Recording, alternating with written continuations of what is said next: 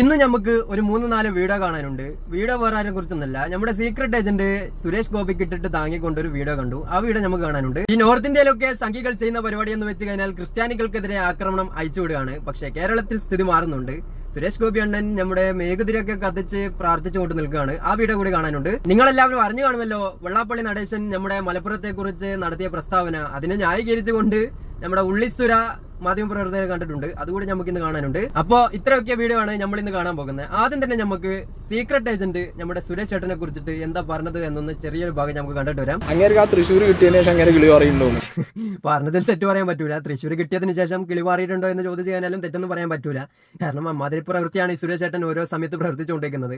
സംഭവം വേറൊന്നുമല്ല, സുരേഷ് ചേട്ടന്റെ കിളി മാറിയതൊന്നല്ല. പക്ഷേ സുരേഷ് ചേട്ടൻ എനിക്ക് തമ്പുരാൻ മൈൻഡാണ്. അതുകൊണ്ട് തന്നെ ആരെങ്കിലും അടുത്തൊക്കെ വരുമ്പോൾ രാജാവിനെ പോലെ നിൽക്കുന്നു. അതുകൊണ്ടാണ് നിങ്ങൾക്കൊക്കെ കിളി മാറിയ പോലെ തോന്നുന്നത് എന്ന് തോന്നുന്നു. അല്ലാതെ സുരേഷ് ചേട്ടനിക്ക് വലുതായിട്ട് കുഴപ്പമൊന്നും ഉണ്ടെന്ന് എനിക്ക് തോന്നുന്നില്ല.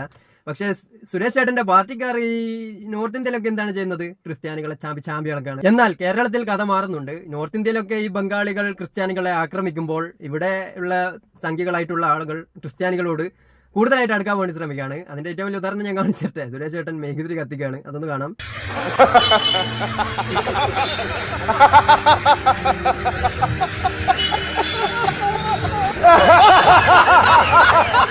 കേരളത്തിലൊക്കെ BJP-യുടെ ഒരു MP ഒക്കെ ആയിപ്പോയി കഴിഞ്ഞാൽ ക്രിസ്ത്യാനികളെ തൃപ്തിപ്പെടുത്താൻ വേണ്ടി എന്തൊക്കെ ഉടായ്പ നമ്മൾ കാണിക്കണമല്ലേ?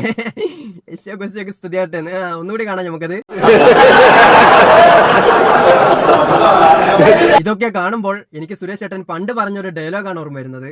അടുത്ത ജന്മത്തിൽ ബ്രാഹ്മണനായി ജനിക്കണം എന്ന് പറഞ്ഞ ഒരാളാണ് ഇപ്പോ ക്രിസ്ത്യാനികളുടെ പള്ളിയിൽ പോയിട്ട് കുരിശു വരയ്ക്കുന്നത്. നിങ്ങൾക്ക് ചിരി വരുന്നുണ്ടോ? ഇതേപോലത്തെ കോമഡിയൊക്കെ ഈ BJP-ക്കാരുടെ അടുത്ത് നിന്നല്ലാതെ വേറെ ആരെങ്കിലും ഇതേപോലത്തെ കോമഡി ചെയ്യുന്ന നിങ്ങൾ കണ്ടിട്ടുണ്ടോ? കാണാൻ പറ്റില്ല. കാരണം ജനങ്ങളുടെ കണ്ണിൽ പൊടിയിടാൻ വേണ്ടിയിട്ട് ഇതേപോലെയുള്ള ഉള്ളത്തരമൊക്കെ കാണിക്കുന്ന ആളുകളെ ഈ BJP-ക്കാരുടെ കൂട്ടത്തിലേ കാണാൻ പറ്റൂ.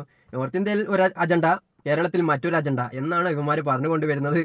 ഇവര് കുറച്ചുകൂടി വളർന്നു കഴിഞ്ഞാൽ ഈ കുരിശ് വരകലൊക്കെ മാറിയിട്ട് കുരിശ് തകർത്തിട്ട് അവിടെ കൊടിക്കുത്തലായിരിക്കും.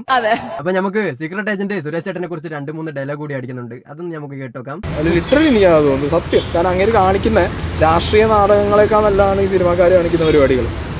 പെരുന്നാളായ അങ്ങനെ പള്ളിക്ക് കയറിപ്പോ പറഞ്ഞ ശരിയാണ്. സുരേഷ് ചേട്ടന് പല പല കോമഡിയാണ്. നോമ്പായി കഴിഞ്ഞാൽ നോമ്പ് തുറക്ക് പോകും. അതേപോലെ തന്നെ പള്ളി പെരുന്നാളായി കഴിഞ്ഞാൽ അവിടെ ഉണ്ടാവും. ഇതൊക്കെ എന്തിന്റെ അജണ്ടയുടെ ഭാഗമായിട്ടാണ് ഇങ്ങനെയൊക്കെ ചെയ്യുന്നതെന്ന് എനിക്ക് അറിഞ്ഞുകൂടാ. ഒരുപക്ഷെ ഇവന്മാരുടെ പാർട്ടി വളർന്നു പന്തലിക്കാൻ വേണ്ടി മതസൗഹാർദ്ദം കാത്തു സൂക്ഷിക്കുന്നത് പോലെ അഭിനയിക്കുകയാണോ എന്ന് പോലും പറഞ്ഞു കഴിഞ്ഞാലും തെറ്റില്ല. കാരണം ഇവന്മാർ നോർത്ത് ഇന്ത്യയിലൊക്കെ ചെയ്യുന്ന പരിപാടി കണ്ടു കഴിഞ്ഞാൽ നിങ്ങൾ തീർച്ചയായിട്ടും പറയും ഇവര് ചെയ്യുന്ന പരിപാടി ഇതൊക്കെ ഉഡായിപ്പാണെന്ന്, അല്ലെ? നോർത്ത് ഇന്ത്യയിൽ ഇവന്മാരെന്താണ് ചെയ്യുന്നത്? ജനങ്ങളുടെ മനസ്സിൽ വർഗീയത തിക്കിക്കയറ്റി അതിലൂടെ വോട്ട് കിട്ടി രാഷ്ട്രീയ പാർട്ടിയെ വളർത്താൻ വേണ്ടിയിട്ടാണ് നോർത്ത് ഇന്ത്യയിലൊക്കെ ഇവന്മാർ ചെയ്യുന്നത്. പക്ഷെ ആ പരിപാടി കേരളത്തിൽ ചെലവാവില്ല എന്ന് മനസ്സിലാക്കിക്കൊണ്ടായിരിക്കണം സുരേഷ് ചേട്ടൻ മതസൗഹാർദ്ദം ഒക്കെ കാത്തു സൂക്ഷിക്കാൻ വേണ്ടി മേഘതിരയൊക്കെ കത്തിക്കുന്നത്. എന്തായാലും നമുക്ക് സുരേഷ് ചേട്ടനെ കുറിച്ച് കൂടുതലായിട്ടൊന്നും പറയാനില്ല. ഇയാൾ വായി തുറന്നു കഴിഞ്ഞാൽ കണ്ടന്റ് ആണ്. ഇവിടെയുള്ള സുരേഷ് ചേട്ടനെ കളിയാക്കിക്കൊണ്ട് മാത്രം ജീവിക്കുന്ന കുറെ യൂട്യൂബേഴ്സ് ഇവിടെ തന്നെയുണ്ട്. മാധ്യമപ്രവർത്തകർക്കൊക്കെ എന്താ പറയാ, തങ്കൊശിയാണ്. എന്ത് പറഞ്ഞു കഴിഞ്ഞാലും അത് വിവാദത്തിലോട്ടാണ് സുരേഷ് ചേട്ടനൊക്കെ പോയിക്കൊണ്ട് നിൽക്കുന്നത്. അതാണ് ഞങ്ങളുടെ കുടുംബത്തിന്റെ മഹിമ. അടുത്ത നമുക്ക് ഉള്ളിസുര വെള്ളാപ്പള്ളി നടേശനെ കുറിച്ച് എന്തൊക്കെയോ പറഞ്ഞിട്ട് ഒരു ചെറുതായിട്ടുള്ള ഒരു അഭിമുഖം കണ്ടു.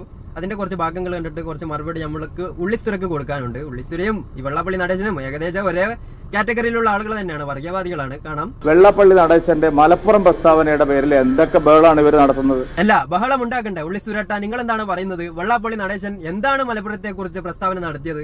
നിങ്ങൾ തന്നെ ഒന്ന് ചിന്തിച്ച് നോക്ക്. മലപ്പുറം എന്ന് പറഞ്ഞ ഒരു പ്രത്യേക രാജ്യമാണ്. അവിടെ ഹിന്ദുക്കൾക്ക് സ്ഥാനമില്ല, ക്രിസ്ത്യാനികൾക്ക് സ്ഥാനമില്ല, അവിടെ വർഗീയവാദികളാണ് എന്നൊക്കെ പറഞ്ഞു കഴിഞ്ഞാൽ അവര് പ്രതികരിക്കില്ല. അത് തന്നെയാണ് അവിടെ സംഭവിച്ചിട്ടുള്ളത്. നിങ്ങളും ഈ വെള്ളാപ്പള്ളി നടേശൻ എന്ന് പറയുന്ന ഇദ്ദേഹവും ഏകദേശം ഒരേ മനോനിലുള്ള ആളുകൾ തന്നെയാണ്. അതായത് മുസ്ലിം വിരോധമൊക്കെ മനസ്സിൽ തിങ്ങി നിറഞ്ഞ് ഈ BJP എന്ന് പറയുന്ന പാർട്ടിയിൽ തിങ്ങിക്കേറിയ ആളുകളുടെ കൂട്ടത്തിലാണ് നിങ്ങളെയും വെള്ളാപ്പള്ളി നടേശൻ എന്ന് പറയുന്ന ആളുകളെയൊക്കെ ഞങ്ങൾ ഉൾപ്പെടുത്തിയിട്ടുള്ളത്. ഞാനൊരു മുസ്ലിം വിരോധിയല്ല. ആയിരിക്കില്ല, ഒരുപക്ഷെ ആയിരിക്കില്ല. പക്ഷെ മുസ്ലിംസ് കൂടുതലായിട്ട് താമസിക്കുന്ന ഒരു ജില്ലയെ അത് ഒരു രാജ്യമാണെന്ന് പറയും. അവിടെ മറ്റു മതസ്ഥർക്ക് വലുതായിട്ടുള്ള റോളൊന്നുമില്ല എന്ന് പറയും. ഏറ്റവും കൂടുതൽ മതസൗഹാർദ്ദം കാത്തു സൂക്ഷിക്കുന്ന ഒരു ജില്ലയാണ് മലപ്പുറം എന്ന് പറയുന്ന ഈ ജില്ല. തമാശ പറയുന്നല്ല. നിങ്ങൾ മലപ്പുറം ഒക്കെ പോയി കഴിഞ്ഞാൽ അവിടുത്തെ മതസൗഹാർദ്ദം കണ്ടിട്ട് കേരളത്തിൽ മറ്റേതെങ്കിലും സംസ്ഥാനത്ത് ഇത്രയും മതസൗഹാർദ്ദത്തിൽ ജീവിക്കുന്ന ആളുകളുണ്ടോ എന്ന് പോലും സംശയിച്ചു പോകും. ഈ BJP-ക്കാരുടെ മനസ്സിൽ നിറച്ച് വർഗീയതയാണെന്ന് പറയാനുള്ള കാരണം എന്താണെന്നറിയോ? ആരെങ്കിലും മുസ്ലിം വിരോധം പരത്തിക്കഴിഞ്ഞാൽ അവരെ സപ്പോർട്ട് ചെയ്യാൻ വേണ്ടിയിട്ട് സംസാരിച്ചു കൊണ്ട് നിൽക്കുന്ന ആളുകളാണ് BJP-യിൽ കൂടുതലായിട്ടുള്ളത്. അതുകൊണ്ടാണ് മലയാളികളൊക്കെ പറയുന്നത് ഈ കേരളത്തിലെ ഏറ്റവും വലിയ വർഗീയവാദികൾ ഈ സംഘികളാണെന്ന്. അതിന്റെ ഏറ്റവും വലിയ ഉദാഹരണമാണ് ഈ നമ്മുടെ സുരേട്ടൻ ഇങ്ങനെ പറഞ്ഞത്. അപ്പൊ വെള്ളാപ്പള്ളി നടേശൻ പറഞ്ഞതിൽ ഒരു തെറ്റുമില്ല എന്നാണ് നമ്മുടെ മുൻ BJP-യുടെ സംസ്ഥാന അധ്യക്ഷനായിട്ടുള്ള K. സുരേന്ദ്രൻ പറയുന്നത്. ഇതുകൊണ്ടാണ് നിങ്ങളൊക്കെ വർഗീയവാദികളാണെന്ന് കേരളത്തിൽ ചിന്തിക്കാൻ കഴിവുള്ള ആളുകളൊക്കെ പറയുന്നത്. ഒന്ന് ചിന്തിച്ച് നോക്ക് സുരേന്ദ്രേട്ട, വെള്ളാപ്പള്ളി നടേശൻ എന്താണ് പറഞ്ഞത്, ഒരു ജില്ലയെക്കുറിച്ച് എന്താണ് പറഞ്ഞതെന്ന് ചിന്തിച്ച് നോക്കിയാൽ നിങ്ങൾക്ക് മനസ്സിലാകും. ഡെമോഗ്രഫി ഒരു പ്രത്യേക രീതിയിൽ വളർന്നു വരുമ്പോൾ അവിടെ ജനാധിപത്യം ഒന്നും ഉണ്ടാവില്ല. ഉള്ളിസുര പറഞ്ഞതിൽ എത്രമാത്രം സത്യമുണ്ടല്ലേ. ഡെമോഗ്രഫി ഒരു പ്രത്യേക രീതിയിൽ വളർന്നു വരുമ്പോൾ അവിടെ ജനാധിപത്യം ഒന്നും ഉണ്ടാവില്ല. അതിന്റെ ഏറ്റവും വലിയ ഉദാഹരണമാണ് നമ്മുടെ UP-യിലും അതേപോലെ തന്നെ ഗുജറാത്തിലൊക്കെ കാണുന്നത്.